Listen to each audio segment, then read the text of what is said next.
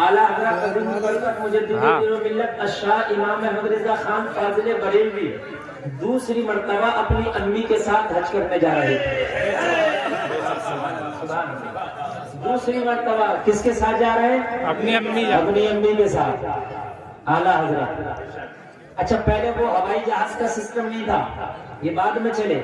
پہلے وہ پانی والا جہاز تھا، اور وہ پانی والا جہاز بھی انجن والے بعد میں چلے، وہ ہواؤں سے چلنے والے تھے. کیسے چلتے تھے؟ ہواؤں سے.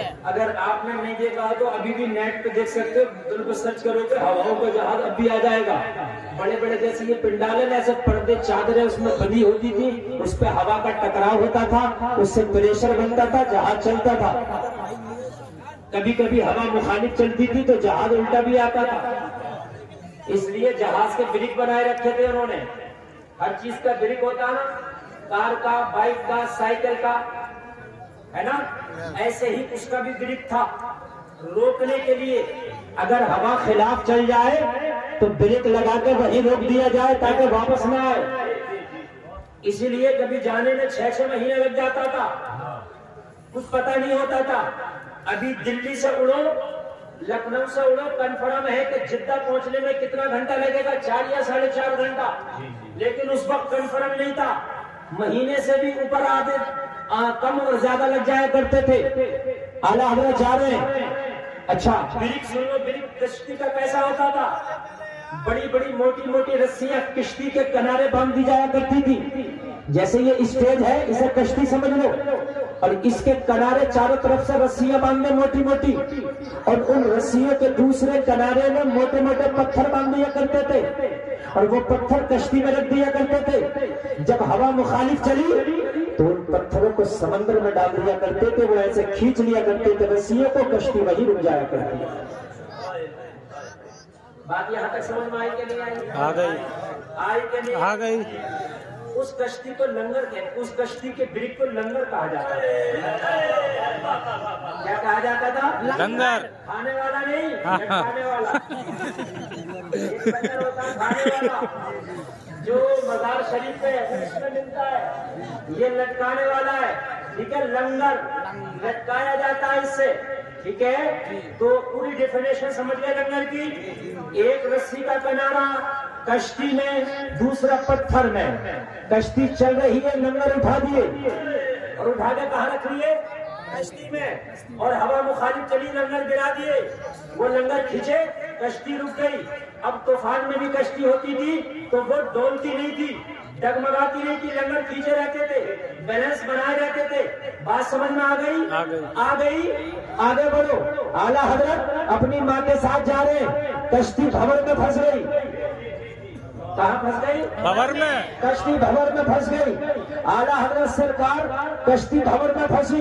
ملا نے جواب دیا، کپتان نے جواب دیا، ناخدا نے جواب دیا، اور کشتی والے اپنی جانیں کو بچاؤ، کشتی ڈوبنے والی ہے. جواب دے دیا ملا نے، کپتان نے جواب دے دیا.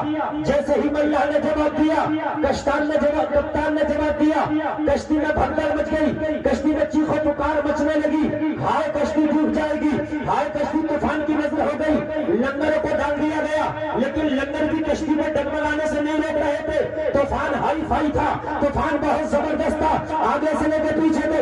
اچھا لگے تو کھڑے ہو کے نعرہ لگانا. طوفان بہت ہائی فائی تھا، کشتی کھینچے لے رہی تھی، کشتی ڈگمگا رہی تھی. لوگ سب اپنے اپنے کو تلاش کر رہے تھے. کوئی اپنے مال کو تلاش کر رہا تھا، کوئی اپنے آپ کو تلاش کر رہا تھا. اعلیٰ حضرت کی ماں اعلیٰ حضرت کو تلاش کر رہی تھی، میرا بیٹا احمد رضا کہاں ہے؟ لوگوں ماں تو ماں ہوتی ہے، ایسے موت کے عالم میں بھی ماں کو بیٹے کا خیال ہے. ایسا سچا پیار تجھے دنیا میں نہیں ملے گا جیسا ماں میں ملتا ہے. ایسا اوریجنل پیار تجھے کائنات میں نہیں ملے گا جیسے ماں کے آنچل میں ملتا ہے. کشتی نے جواب دیا، سارے لوگوں میں بھگدڑ مچ گئی، مگر اعلیٰ حضرت کی ماں احمد رضا کو تلاش کر رہی ہے. تلاش کرتے کرتے ایک کونے میں کیا دیکھا؟ اعلیٰ حضرت بیٹھے ہیں، قلم سے کچھ لکھ رہے ہیں. کہا بیٹا احمد رضا، کشتی کے ملا نے جواب دے دیا، کپتان نے جواب دے دیا، کشتی ڈوبنے والی ہے. احمد رضا بیٹے قلم اٹھاؤ، اپنے آپ کی حفاظت کرو. اعلیٰ حضرت نے کہا کس نے کہا کشتی ڈوبے گی؟ کہا ملا نے کہا، کپتان نے کہا. اعلیٰ حضرت نے کہا اعلان کر دو کشتی نہیں ڈوبے گی.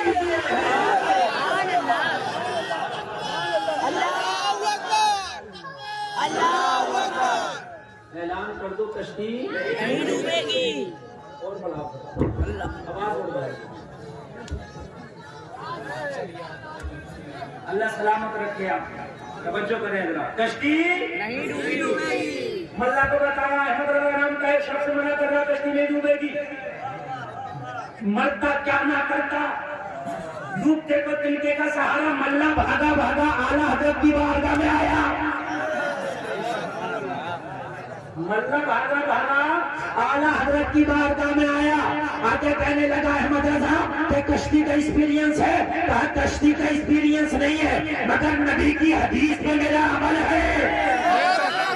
یہ نبی فرماتے ہیں کہ جب کشتی میں سوار ہو, موٹر میں سوار ہو تو دعا پڑھ کے بیٹھا کرو. دعا پڑھ کے بیٹھنے سے حادثے سے محفوظ ہو جاؤ گے. حادثے سے محفوظ ہو جاؤ گے. آگے سے لے کے پیچھے تک سنے سب دعا یاد کر لیں. موٹر سائیکل پہ سوار ہونے کی, کار میں سوار ہونے کی یاد نہ ہو تو یاد کر لینا. بہت سے لوگ اس میں لٹکا لیتے ہیں, دعا لکھی ہوئی ہوتی ہے اور کار میں لٹکا لیتے ہیں. لٹکانے سے کام نہیں چلے گا, پڑھنے سے کام چلے گا. بے شک بے شک. مسئلہ سنیں, یہ جو لٹکا لیتے ہیں الحمدللہ سبحان الذی سخر لنا ھذا وما كنا له مقرنین وانا الی ربنا لمنقلبون, یہ سواری پہ سوار ہونے کی دعا ہے. اسے یاد کر لو, انشاءاللہ ایکسیڈنٹ بھی ہوگا تو اللہ تیری حفاظت کرے. بے شک. سبحان اللہ سبحان اللہ. ایک بہت اچھی بات بتاؤں آپ کو, سوشل میڈیا پہ میں نے دیکھا. دیکھو بات نہ کریں, اس وقت میری جو بات چل رہی ہے بڑی گہرائی کی بات چل رہی ہے. آپ اگر شور مچائیں گے تو کچھ سمجھ میں نہیں آئے گا. میں تو خود 786 کی اسپیڈ سے بولنے والا آدمی. اگر آپ ذرہ برابر بھی ذہن ادھر ادھر بھٹکایا تو کچھ سمجھ میں نہیں آئے گا. اس لیے آپ تھوڑا سا اپنے آپ کو سمجھا کے اور اپنے ذہن کو میرے ایک ایک جملے کو کیچ کرنے میں لگا لو. موٹر آپ کہیں جا رہے ہو, چلان ہوتا ہے تو آپ کا ہیلمٹ دیکھا جاتا, RC دیکھا جاتا, پردوشن دیکھا جاتا, بیمہ دیکھا جاتا. ہوتا کہ نہیں ہوتا؟ افغانستان میں پولیس والے چیکنگ کر رہے تھے, روک رہے تھے, روک لیا. ہیلمٹ بعد میں پوچھ رہے تھے, سفر کی دعا پہلے سن رہے تھے. بے شک. سبحان اللہ سبحان اللہ. سفر کی دعا سنائے, سفر کی دعا سنائے. سفر کی دعا یاد کر لیں, یاد کر لیں. لٹکانے سے کام نہیں چلے گا, پڑھنے سے کام چلے گا. یاد کر لیں, انشاءاللہ حادثوں سے محفوظ رہو گے. بے شک بے شک. حضرت نے فرمایا او اللہ یہ کشتی نہیں ڈوبے گی, یہ مدینے جا کے رہے گی. کہا گارنٹی, کہا گارنٹی یہ ہے, میں نے نبی کی حدیث میں پڑھا ہے دعا پڑھ کے سوار ہو حادثے سے محفوظ رہو گے. گارنٹی